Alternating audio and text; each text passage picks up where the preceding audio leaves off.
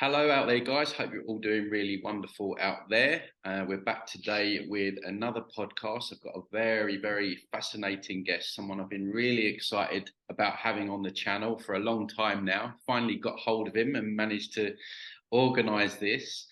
Before we get into it, as usual, guys, if you are new around here, please consider liking the video, subscribing, sharing, all of that stuff really helps the channel out. So, my guest today is Howdie Mickoski. Now, just a short intro. Howdie Mickoski is the author of 4 books: Falling for Truth, The Power of Then, Exposing the Exposition, and his new book, Exit the Cave. Howdie began his life as a stand-up comedian and hockey coach, but began to study the ancient civilizations of Egypt and Mexico in 1997. This led to the study of Zen, native Indian medicine, alchemy, Gnosticism, and comparative religions and spirituality.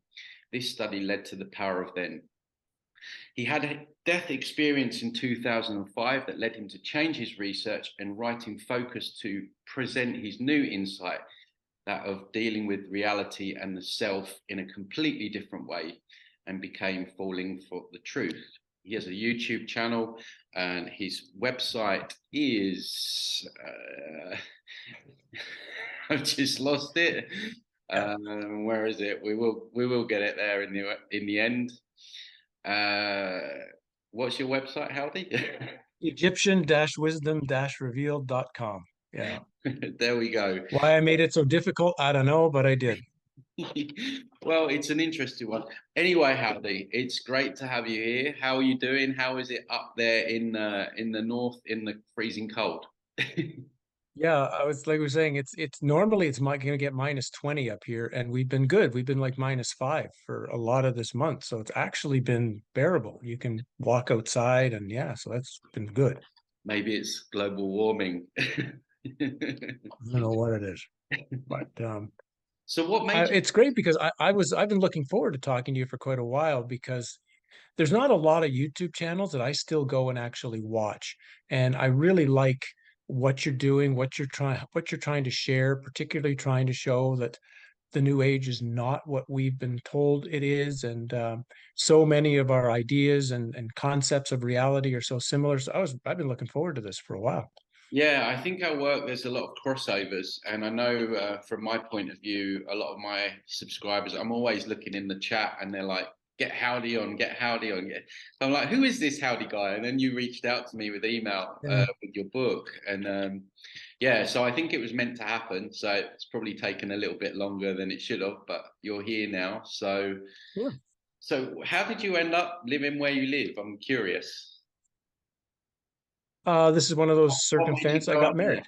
Sorry? Yeah, I got married. So that's she had a much more stable life than I did. And being a Canadian, there's really not much difference weather-wise between Canada and Norway. So it made sense to just come here. Right, right. Okay. Excellent. And so, if you wouldn't mind just starting to just explain a little bit of your life, because it seems quite interesting. You used to be a comedian and then a hockey player. Like, your life seems to have taken all these different directions. Yeah, I've had so many, and this is when I look into parallel lives later, I get the sense that I took a lot of the things that I did into depth in these other lives, but in this one I just was touching on them, trying to force things to happen that didn't work.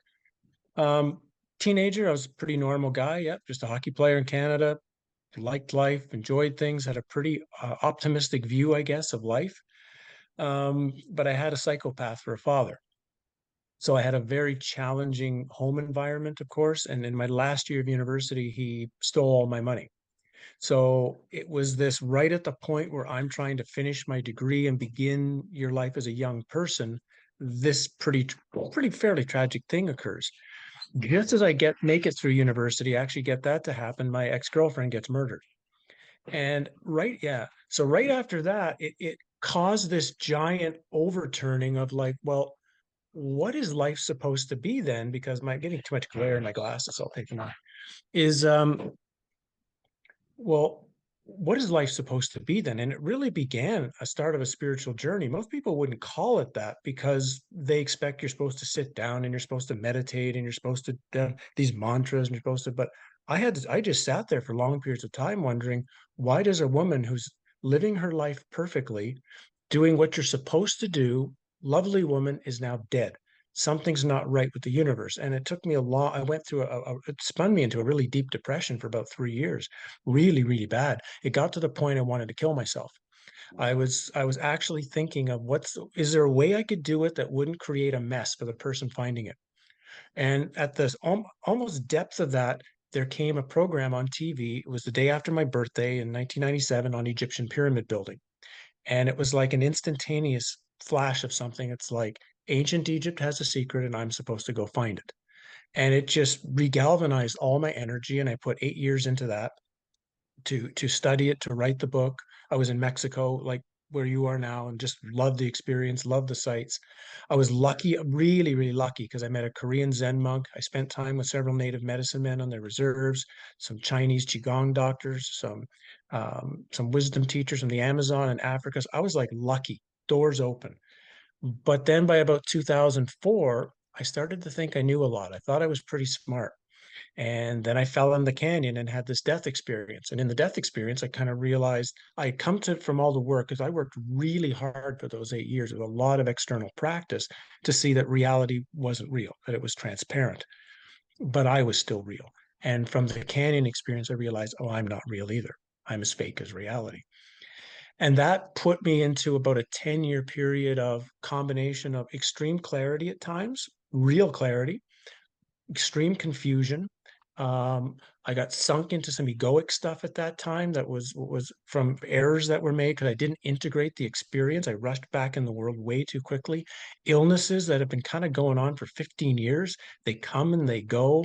No one can explain what they are. There's no reason why they come. There's no reason why they leave. So I've gone through all of a very, very difficult 15 years. And then around 2019, I was studying some cathedrals in Florence for their energetic structures, for how they operated as machines. And when I got back from that research, I bumped into the World's Fairs and realized this is the craziest, most bizarre thing I've ever seen. And I threw myself into that book. That came out at the end of 2019, right at the time our stupidity started. Right. And realizing, oh, wow, I think I just wrote a book about the last reset we had. And now we're going into the new one. Did that for a couple of years, and then early about March or April of this year, I wanted to put a book out on Plato's cave. That was kind of, I wanted to talk about that and exiting the cave. And as I just went deeper and deeper, I got more and more honest with myself and finally had to acknowledge, now this is a soul trap. This reality is a giant trap of souls for energy harvesting. And so it's time to just be honest and just not hide anymore. Just bring it out honestly. And that's what Exit the Cave was me writing and digging into this as honestly as I can. And here we are. Interesting. Just going back to Yeah. your, So and then I didn't, the other part I didn't, because you asked about it. And yes, between 1990 and about 2005, I was a stand-up comedian. So I did do that for 15 years. And yeah, after that, I became a hockey coach. And so I have had a very odd life. Yeah. Sorry. Go ahead. was you more Bill Hicks or George Carlin, or you had your own kind of, George Carlin was brilliant, absolutely brilliant with what he did. yeah, I was not that brilliant. yeah.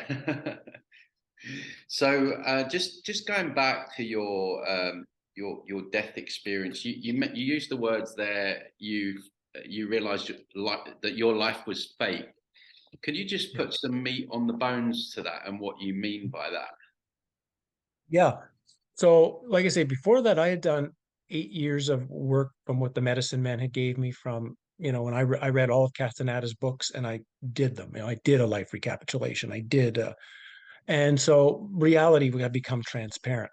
But when I fell in the canyon, it's a river near Canada's largest waterfall, and I fell in right in front of the waterfall. And simplifying the experience was realizing that this is where I was going to die, that there was no way I could get out. The river was just too hard. I couldn't swim against it, actually. And I was just being pulled to the waterfall. And in the moment of realizing I was going to die there, there was no concern of trying to make my life continue or anything else. It was more a sense of okay, this is where I'm going to die and I'm going to have front row seats. It was an incredible acceptance of the experience. And once I had the acceptance of what was going to happen, everything I would classify as me just fell away. Mm, So thoughts, feelings, emotions, fears, hopes, experiences, memory, it was all just gone. And all that was happening from in microseconds we're talking now was I call clusters of information would just come up, burst in front of my eyes, and it would be like this. Anything that was important to know would just come like this and then disappear, and it was instantly known. At the same time, I got what I classified as a download. It was almost like someone put a stick in the back of my head and just I could feel like data just blowing into my head. And a lot of the last 20 years has kind of just been me unraveling the files that was put into the download. mm, But to specifically answer your question, once all of this stuff was gone and all that was left was this awareness, was this clear observing awareness, I realized all of those other things are not me. yeah. Me is only this awareness. All this other stuff was just like a covering. And here in the time I would need them the most, when I'm in a death experience, they're gone. They just didn't exist. And it was only because a friend of mine fell in at the same time I did. We both fell in. And I turned to see him. He was dog paddling in place. And all of a sudden a new thought cluster came up. If I don't get out, how is he going to get out? And I hit a boulder with my leg that was a little bit higher on the bottom of the river and kind of deflected me off course towards the side. And it just happened to be a bit more less steep there, so I could actually feel the bottom with my toes, and I was able to just to pull myself out of the current enough to crawl out. And as I was crawling out, I was trying to yell to him, "It's shallow, it's shallow!" And I was, my mind was, "Can I find a tree branch to, you know?" But he was crawling out too. Yeah. And we both sat there for about an hour and didn't say anything. We just sat beside the river and in peaceful time. And then we shared for about an hour our experiences, which is almost exactly the same. And we kind of had this connection then for the next year or so that we could share our challenges together. So that's sort of an overview of the experience. Wow, that's incredible. I mean, I can relate to that somewhat. I mean, I didn't have a death experience, but the closest thing that I would imagine that similar to what you felt is I took some psychedelics on a beach in Cambodia once. I don't recommend Mm. doing it anymore, but I do remember that I fell into what I would say a pale of insignificance. Like Mhm. everything, like you said, all my thoughts, all my fears, like my ego, who like my passions, the things that I thought I was, it just all paled down into like you say, into like a greater awareness. And I remember thinking at the time, I was a little bit peed off because I was like, hang on a minute, I've built this person and now he's gone, right? I'm just part. Right. And it was a very sort of kind of ego shattering moment. But I guess when you take a step back and you process it, it's actually quite incredible, really, because I guess we're part of everything. Yeah, I've at first, of course, I only saw the experience in good terms. Everything about it was beautiful. Everything about it was, but I started, there was two problems that came for me anyway. One was an error I made in my assumptions about what I saw from it. The other was realizing I was being manipulated by entities afterwards, not knowing that that's what was going on. So, what I mean by the first part was in the experience, I thought I had total knowledge. When I came out of there, I thought I know everything now, Mm, egoically, right? I think I have a spiritual ego was being built, and the problem was I did know everything in a small part of the screen. So the light flashed here, and I did get a complete knowledge of this area. The rest of it, because it's holographic, I get fooled to thinking you know all of that, but you didn't. You just got a glimpse over there. mm, But that ego began to think, well, I do know everything, mm. and that spun me out for quite a while. In it took a lot of hard pain to start stepping back, to start getting comfortable with what do I really know from the experience, and what is the stuff that's just um, things that are on the outside that I really shouldn't talk about that I don't know for sure. So it was something though that slowed me down for a lot of years. And again, if somebody has an experience like this, please take 6 months or a year to be still, to contemplate it, to spend time by yourself, spend time with some people that you trust, that you think you can share the experience with. In 2 months, I was back in the world, and I was even doing some lectures on it. And that was just a big mistake. That was Mm. a big mistake. And it's taken 10 or 15 years to correct it. Interesting. And you said that you were manipulated by entities, which is obviously I think something so. I speak a lot about on my channel. Yeah, What you I'm pretty sure, because a lot of the things that became Exit the Cave, a lot of the work that's in this book had begun 20 years ago. I had a lot of the notes, and after I wrote the Egypt book, I was writing a book at the time that had a lot of these ideas already in it. But after I had the experience, in the canyon, it's like I got pushed more towards standard spirituality, unity, awareness, oneness, which I see is true. It's not actually false, but again, it's just a small piece of a much giant package. It's just the piece that gets presented by the spiritual marketplace as, because it's safe, it feels good, it's nice. And even though I didn't fully believe it, I also kind of said, but well, everyone else is saying this, so maybe I should focus on that. And I did for a while, and it took a while as well to kind of burst myself out and just say, no, all this other stuff it's a pretty dark.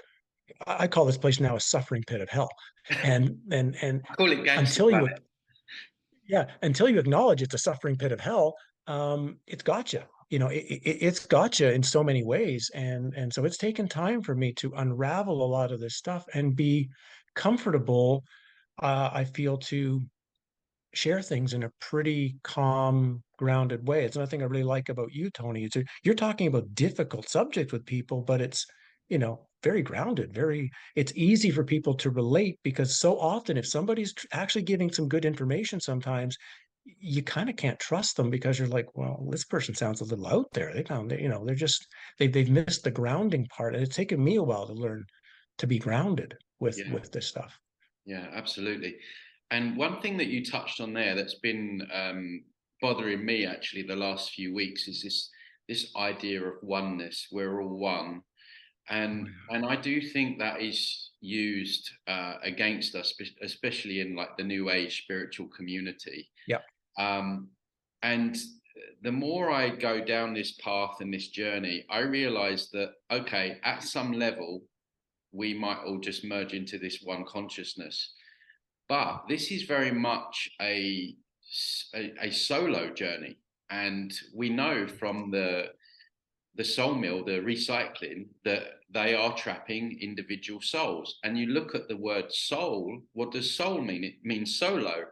So it's almost like it's kind of like a half truth that's being used to manipulate. Yeah. When in actual fact, it's really important that in this experience, we do have to realize that we are individual souls as well, having making decisions and directing our this fractal of consciousness into certain areas, both good or bad, depending on our decision making. What's your opinion on this whole idea of oneness? Yeah, now, of course, now I've come a long way from what I would have said 15 years ago, right? I get the sense there's actually different kinds of oneness now, even. I'm now, because now I've really dug into what the Gnostics say, what the Cathars say about creation and what this reality really is and how it was done. I get the sense that we are all one soul. You might say that maybe just one soul came into this real, or with the so divine spark. One divine spark came into this simulation and then was fragmented into many souls. So, from the soul perspective, there's only one soul, but we're individually, or there's only one divine spark, there's many individual souls. But we've got a second problem, that the simulation itself, the things that are all the divine sparks are in, and what the NPCs and the regular things around that's also one thing, because that's just a computer program that has been built. So depending on which way you look at things, you could see them all as one, but you wouldn't see that there's actually two, I think, two separate ones, absolutes, depending on how you view this reality. Yeah. And certainly the Gnostics, for example, talk about that there is an absolute, there is an actual absolute totality, but it's not here. It's not in the matrix. It's not in the cave. So as long as there is a level of the cave or a level of awareness, doesn't matter, astral realm, etheric realm, super duper wonderful realm, it's still not true absolute. It's still just a type of copy. It's still just a type of manufactured awareness, even though it can feel like it. So I get the sense we feel this oneness and we get tricked into thinking it's the real one as opposed to the copy of what's actually true.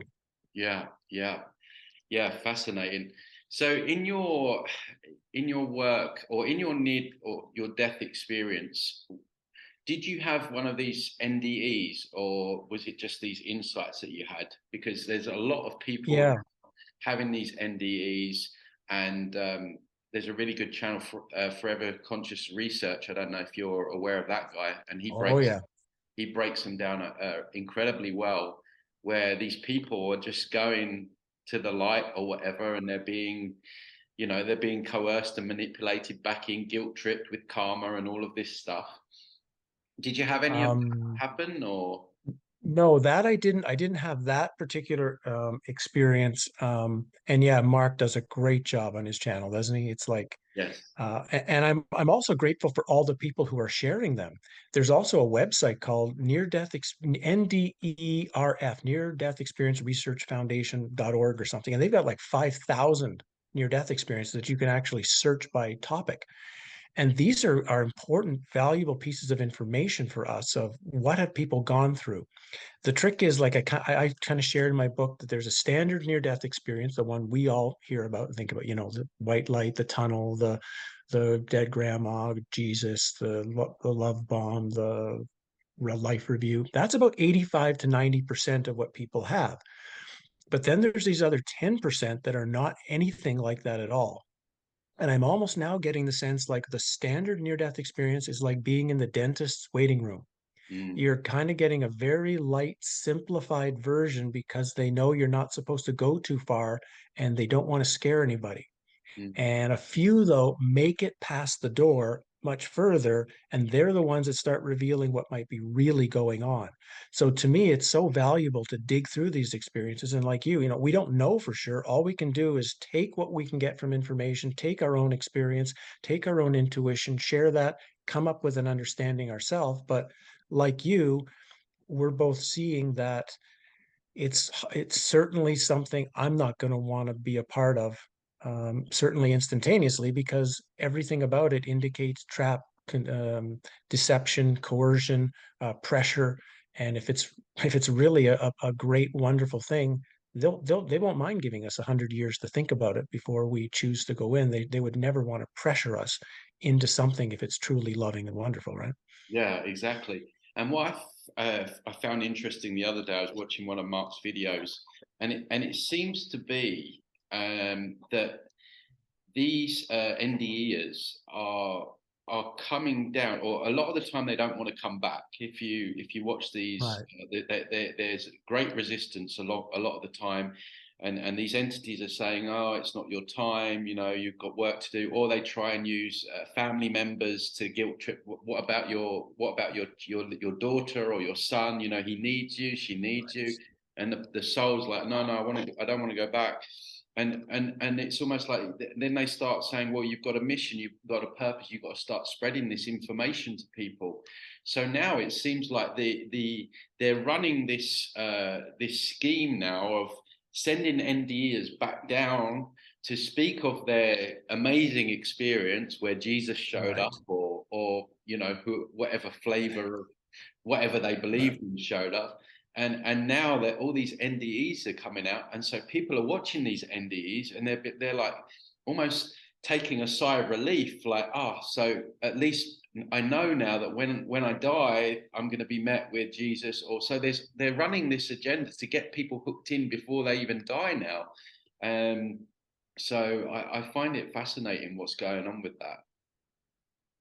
Yeah, I just did an interview like last week with Jeff Mara. He's one of the guys that has one of these big near-death experience channels. Yeah, I've been on And it just was interesting. Yeah, it's been interesting to watch the comment section after. It was, first of all, there was like 40 to 50% extremely positive. So thankful I was there. It was also valuable to see the 50% that was very unhappy that I was talking about these subjects. And it was interesting when they'd say things like, there's no guilt that happens in a near-death experience. The life review has only been wonderful and joyous. And it's like, but I know if I went and heard their experience, it would be in there. They've just chosen to chop off certain things to remember the things that are the most happy and chop off the little things, block those off. I almost think that people should go back and hear their own near-death experience really, really clearly again to kind of see what have you kind of chosen to ignore, because there are warning signs in all of them. People seem to ignore their own warning signs. Yeah, yeah. It was funny the other day. I was I was realizing that they record everything in your life, right? So Right. I was like, record this. We could put that in your movie when I come up. It's like, take that. But yeah, I mean, I've been on Jeff's show, and Yeah. uh, there was a little bit of resistance of me actually going on initially because of our viewpoints. So Hmm. I think I'd just been recommended by a viewer, but I went on and I had the similar kind of thing. But I also went on another NDE review channel, and I started talking. And after 15 minutes of me talking, she cut me off and hung up the Zoom call. Yeah, it's hard to get across your point to a lot of these people because it all sounds so good to them. Right. Who doesn't want to be met by Archangel Michael or a grandfather that you love dearly, or Yeah. so this information, it's really sensitive, and you Yeah. can understand why people get really upset and triggered. But what I try and get across to people is that what do you want? Do you want to feel good temporarily in this lifetime, or do you want to get out of this hellhole as you describe it? So Right. that's what we're battling against now, and this Yeah. it's really going into, and this is what I like about what you do, going into these areas that people really don't want to go to, and it almost hurts. I mean, I've had people literally break down when I've said, look, don't connect with angels. And they're like, well, who do I connect to then? And this is where people's mindsets are. We're so far away from sovereignty that we risk it's going to be used against us if we don't wake up to all of this and face what we need to face, as you say. Right. Yeah. I'll share. This is an interesting story for you that right on what you're just saying that I know you'll like. I've been thinking about the idea of prayer, like you're saying, and how usually praying just makes us pray because we're always focusing the energy on something outside of ourselves, something that's out there that we don't know what it is. Why don't we pray to ourselves? Why don't we pray to our own power? And I was sharing that with a medicine man friend in the summer, Jerry Dunson, and he said, I'm going to tell you a story. He said, many years, 20 years ago, there was a big drought in New Mexico or Arizona or something, and they'd called local medicine men in to pray for rain, and it didn't rain. So they called another medicine man in from the north, and he came down, he did his ceremony, and it rained right away. And they asked him, why did your ceremony work when all the others didn't? And he said, oh, the others, they were praying for rain. So if you're praying for something, it means it's not here. He said, I just prayed rain. So I said back to Jerry, I said, so what he did is he first became rain himself. So then it wasn't human praying to rain, it was rain praying to rain. So the only thing that existed was rain, so it had to rain. And Jerry said, yeah, now you're getting it. So the next day I was in my blueberry picking season, and I'd learned from my native medicine men that I'd been with how to leave an offering and thank the forest and thank the blueberries. But this time I decided I'm going to become a blueberry first. So I took 15 minutes and put myself into the space of what does the blueberry feel? How does it think? And then I said my prayer of thanks. When we went to pick the blueberries, there was more than we could ever possibly pick in a day. It was everywhere. And I realized there is an unbelievable secret. Become what you want to pray to first, and how can it not manifest? Wow, that's incredible. And it makes so much sense. I mean, I'm always trying to get across to people that, we're actually incredible. We're incredible creative beings, and we don't know even a quarter of what we're capable of. You know, Yeah. our psychic abilities, remote viewing, all this probably Yeah. telepathy, teleportation. Who knows, right? Right. Right. And you know, if we could only realize that what we're seeking outside of us is internal, which is basically what you've done there in your medicine man friend, Right. is that they've used their own creative abilities to to bring into fruition, literally, the Yeah. thing that they desired. And yeah, I definitely feel that we don't know the half of what we can do. And No. No, and one of the things, of course, that I know that always interests me when I hear you talk about, the dangers of chakras and what are they anyway? And because in the Taoist tradition, I've been thinking about this for years before I bumped into your channel, but in the Taoist tradition, for example, they don't have this idea. They have internal energy sources, right? They have internal dantian. So we have an energy source internally, and I started, why do we need an energy source then that's external, that's outside of us? That doesn't make sense. What's wrong with the ones inside? And it started to click in. That's possibly then just another way of sucking us energetically and mentally outside rather than within where the power is. yeah, absolutely. Yeah, the Dantian points, the three around the third eye, the heart, and the Yeah. sacral are organic, energetic energy vortexes, I guess you would call them. Right. And the seven beautiful lotus flower, rainbow colored ones that they promote in the new age is like the Right. most evil thing that there could be, like this implant. So yeah, it's the deception. It's incredible. Like I always say, you know, I hate what they're doing to us, but the way they've done it, that how they are so manipulative and deceptive, and they fly under the radar so much with so many different things, even with psyops and controlled opposition and all this stuff. And they've layered this matrix. Yeah. It's like you think like you said earlier, you thought you had it, you thought you knew it all, and then boom, you get slapped with another piece of information, and you realize actually that you didn't have it at all. So we have to be Yeah. always have to be open to, okay, I feel this is true. Maybe there's more. Maybe there's more to this. I've shifted from, oh, I know this, to continuing to be open and never saying that I've got the answers to everything definitely. Yeah. And yeah, that's like I say, I've gone through periods of my life where you think you got it, and then all of a sudden, no, I don't.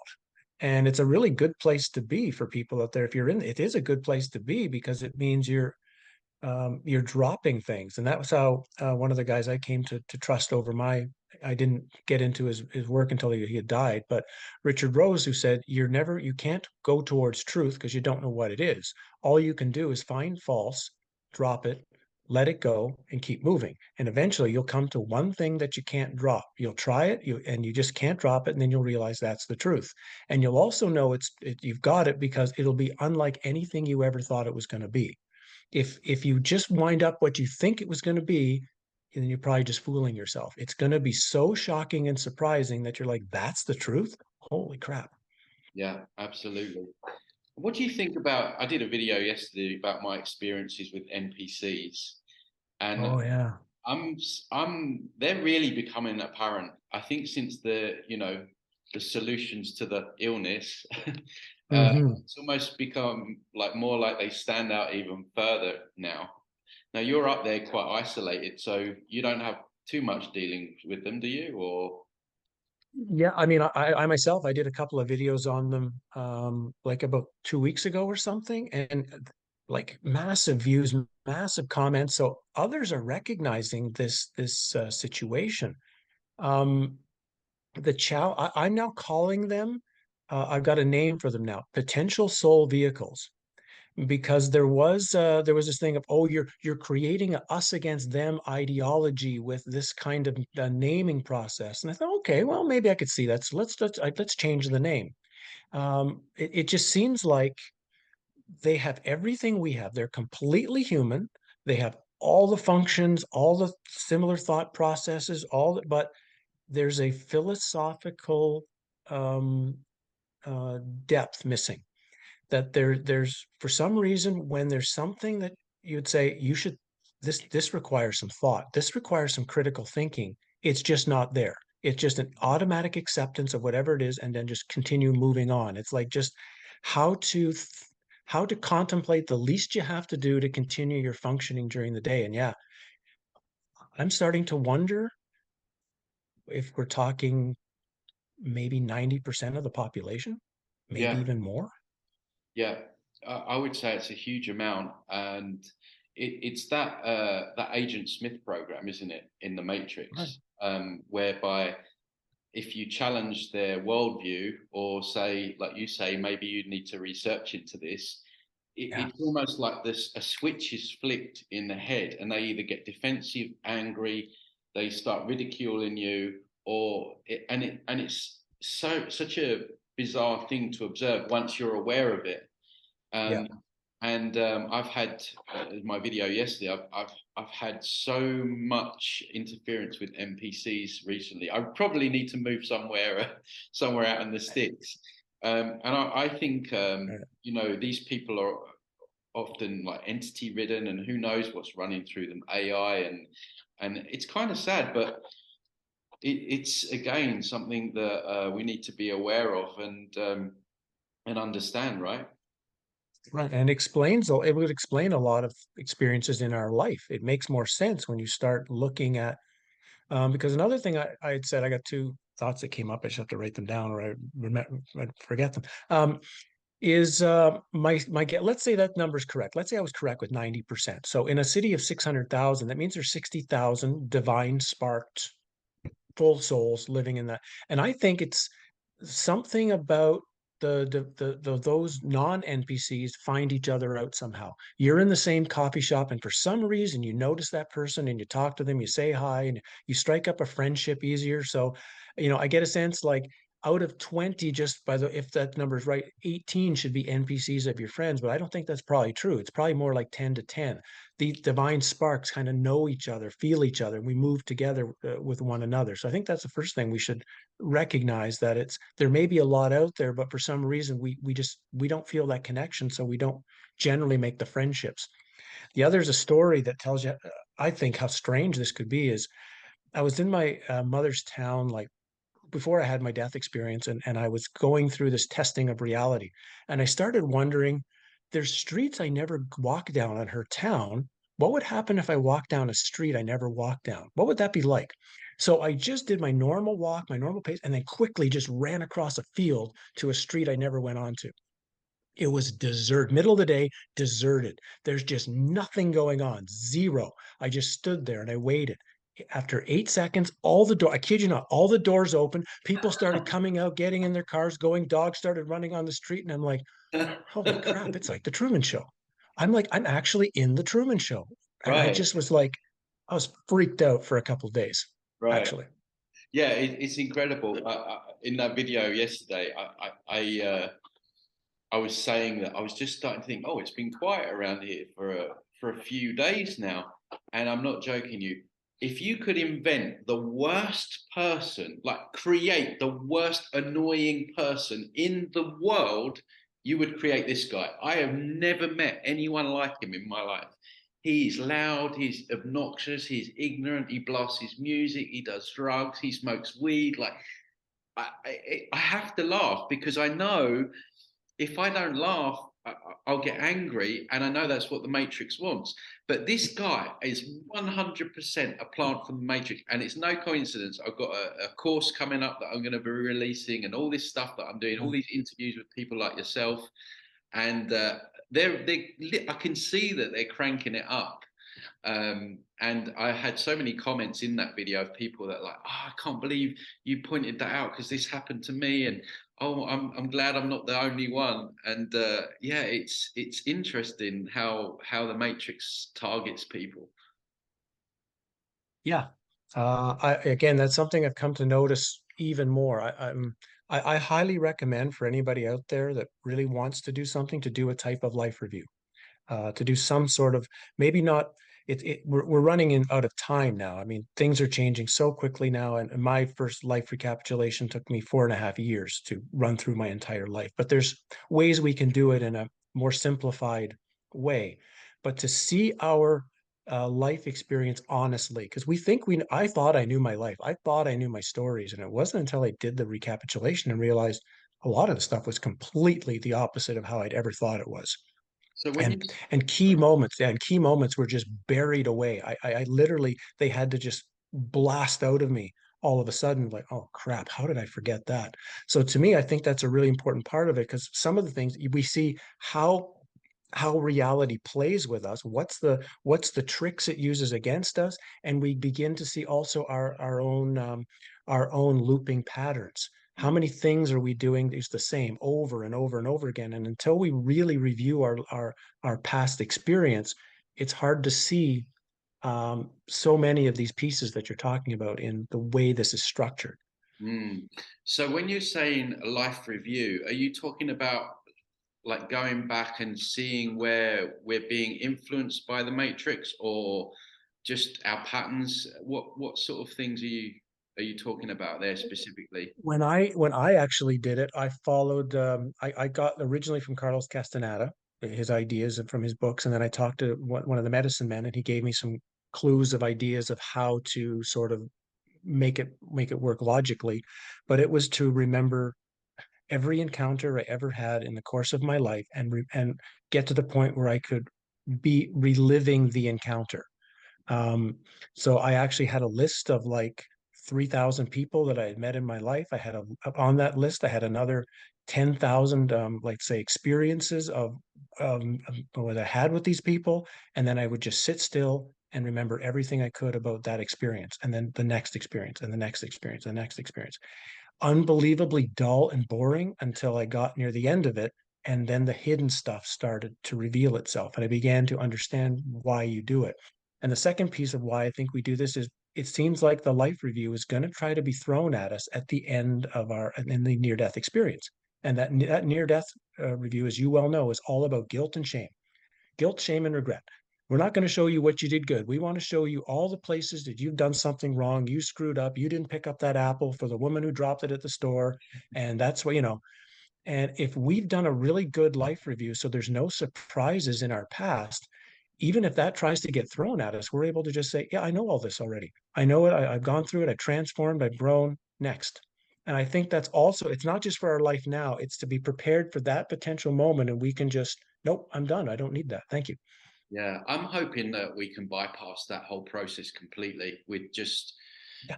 awareness of it. And our intention is so incredibly strong, especially in that dimension where where it's instant.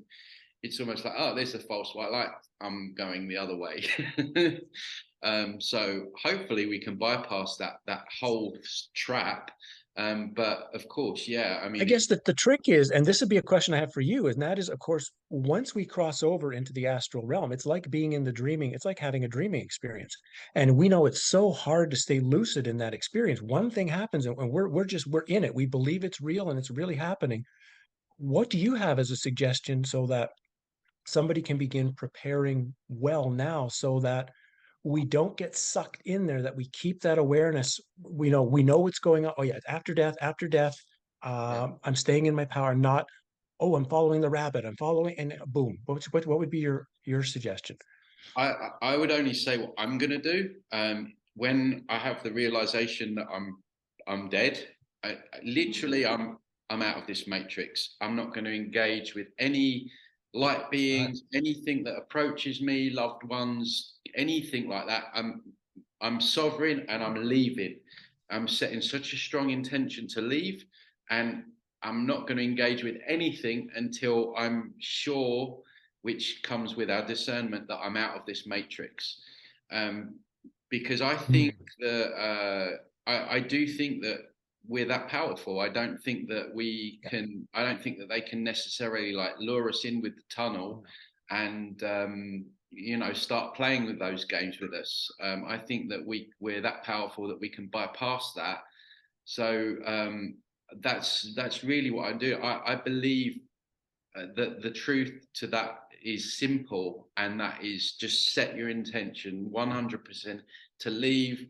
Don't engage with anything, just leave. And then hopefully, I guess, then you get to a place where maybe you feel that kind of like I don't know what you felt in that death experience, that being part of everything and just out of this matrix. But even Mark makes a good point, and I have to hold my hands up because I'm guilty of using the term false white light. Um, and Mark actually said that in one of his videos recently, like, what is the real light? I mean, who said light is the way, right? So even if you see a golden light, who's to say that might not? And I don't want to scare people. I'm just saying that Right. I probably need to stop using that term because we have this association with the light, maybe on a subconscious level, and yeah, I think it's just discernment, discernment, discernment. And the more you practice discernment in this lifetime, that then becomes easier when we cross over, and preparing for death, like you said, looking back at your life, but also, okay, what am I going to do when I leave? So what am I going to do if this happens, or that happens? For me, I think we're strong enough to just leave with intention alone, and that's my plan anyway. If they do manage to hook me into some kind of life review, or I'll be giving them the bird, as I did live, so they've got the recording of that. So yeah, I think once you become aware of their tricks and manipulations, it loses all its power. The tough one for people to take is like a close loved one. You know, I've often thought, God, if I saw my granddad there, that would be like pretty hard to just. But I will. I'll just ignore him. But yeah, a lot of people find that one hard to swallow. You know, if they've been exceptionally close with a family member. And of course, you know, people that are religious, you know, it's a hard truth. It will be used against you. You know, Buddhism, Jesus, God, like, you know, whatever. Yeah. It's going to be used against you. So it's upsetting, it's triggering, it's hurtful. But if you are engaged in any of the matrix programs, when you die, they will be used against you. That's what I've concluded from, you know, your information, Mark's information, and my own feelings on it. Yeah, I'm kind of every once in a while, I'm sort of playing like a journey type thing where I'm sort of placing myself and okay, I'm dead now. What's the first thing? What's the thoughts I want to have run through my mind from the standpoint of staying, clear and aware, just so that maybe like I'm creating like a loop or creating like a pattern in my consciousness so that it'll be like an automatic trigger Mm. in that moment. Um, because I think for anybody, I think the best choice, yeah, if you can't just have total awareness and just say, I'm going home.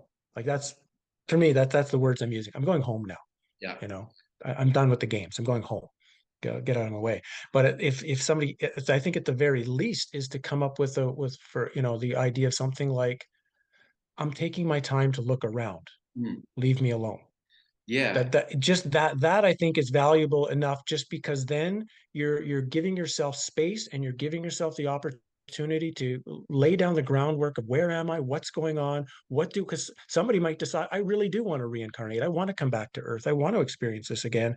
But at least by giving yourself time, I think you've given yourself to make sure that's what I really want. Okay, it's not an immediate pull, it's not like a magnetic thing, you're not forced into it, you've truly chosen. I think that's also something that can be valuable for the average person listening to us today. Yeah, and also I think, you know, we are creative beings, and creating and manifesting in this dimension is a lot slower because it's physical. But in that dimension, Right. you create instantly. So who's to say that when you die, you don't create a world for yourself, or a safe space? I mean, Yeah. what are we capable of? Where do you draw the limits of what we're capable of? Why could we not create a safe place with a lake and trees, and where we could just sit and just, you know, without being manipulated by any outside matrix forces, and then from there we can decide what we do. So I think the opportunities are endless, really, but we just want to make sure we're not engaging with any of their games and lures, and because I have heard in some of Mark's reviews where if you're not really kind of like, if you're sort of not really sure, like you're a bit like maybe I'll, Mhm. then they'll come in and they'll use some kind of manipulation to like try and lure you back. That's what I gleaned from watching his reviews. So I think to be sure that we don't want to come back 100%, and then maybe we could create this place where we can just work out where we go next, even though it's not back here. So, but this is what I'm saying. You know, we have to ponder on this before we die, rather than leave it to chance. We've really got to drop all these matrix belief systems that are Yeah. hard to give up for people, because a lot of them are based around savior programming, you know, and redemption and karma and things like that. What's your view on karma? Um, I've been now recently influenced over the last 4 or 5 months by a book by Angelica Anagnostou called Can You Stand the Truth? Really harsh, like harsh book, 800 pages long. Yeah, really good. And she kind of got a really interesting presentation of karma, which I had never thought of. And that is that there are, beyond the archons that are running this dimension and running this simulation and whatnot, that we humans have also created demonic like beings from our thoughts. Thought forms have manifested into like a second layer of astral beings. So we've got two types of beings eating us. Of those astral beings, one are negative, one are positive. And we live in a particular way that are feeding one of the beings more than the others. So if we die and we go into the reincarnation cycle, these certain parts, these certain beings have gotten used to a certain kind of energy. They'll push us into a similar kind of life. So if we were really negative in this life, those entities will push us back into another negative living life to keep their energy flow. If we had lived a kind of positive kind of life feeding those entities, they'll push us back into, we think it's so difficult because we think there's a good and bad, there's an evil and a nice way of living here, as if one side feeds the demons and another side doesn't. And that's Mm, another one, I think, of the tricks, that mm, even when you're on the good side, even though it's feels nicer and you're being more valuable, where's that energy going? And what's the third force, a way we can live that's completely balanced between the two, that's not on either side, where nothing is eating our energy, we're keeping it to ourselves. So that's long answer of now how I kind of see what karma is doing. It's returning us back to the next type of food source for the entities that got used to eating us. mm. Well, Awful, awful thing to say, but that's how I see it. well, they definitely use karma to guilt trip people back down. That's for sure, because we hear that over and over again with the NDEs. But yeah, Right. I mean, we could talk all day about this. I think it's really important to really cover the deaths thing. I know it's kind of morbid, but it to me, it's the most important thing that anyone can learn in this lifetime, unless, like you say, they want to come Yeah. back down here. Yeah. It's a guarantee. It's the only thing we know for sure where it's going to happen. We're going to die. Mm, Now, I do think a few people are able to exit the matrix while still alive. I don't think you have to wait till you're dead. It can happen. And I've sort of talked about it's possible whole civilizations did it. The Maya, the Anasazi, there might have been whole groups that just decided, I'm done with this place, and they knew how to leave as a group. Um, and I've heard some stories about that, but generally it seems like the most likely choice is after we die, when we have let go of the material bounds, let go of the story for a while, and we have this break. We have this break in the matrix. And I think this is our big opportunity, that all of the insanity that's going on right now is not by accident. There's a huge overturning going to happen with this reality. In fact, I think they're building a brand new sim. I think what we know is 5D. I think that's another layer, not up. It's a layer down. It's another dimension into the simulation. It's taking us deeper and deeper and deeper, and that's what's being built. The problem is while that's being moving from one to the other, there's an exit point. And we have the best chance I think we've ever had if we, and I think that's why all this is coming out now. It's like this is the time, and the group in the archons know we're going to lose some souls, some divine sparks are going to get out of here. Their focus is shut in as many as possible, knowing that some are going to get out. We have to realize we've got this massive opportunity. Let's use it completely. Because as we know, if we don't, we're going to get memory wiped. We're going to come right back down here. We're going to forget everything we've ever learned. All the things we've done in this life will be forgotten. All the work we've done will be forgotten. I know I don't want to have to go and start from scratch and learn all of this again. So I'm using this life as a gift to get the heck out of here once and Yeah. for all. And you know what? I think I'm pretty positive that those of us that have reached this level of information, I think we will get out. I think we know enough to get out.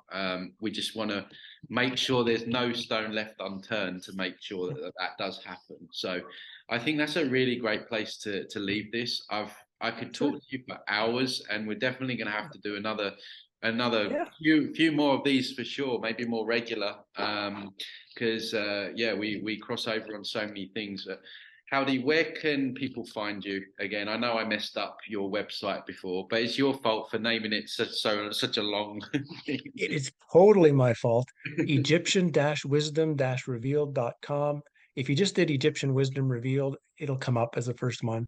There you can get information on all my books, even the new one, Exit the Cave, which, of course, if you go to Amazon, you can find all my books there, other sources. But I've got a PDF file for like $6 or something, so a cheap way of also getting the book simplistically. Then you can get that through the website.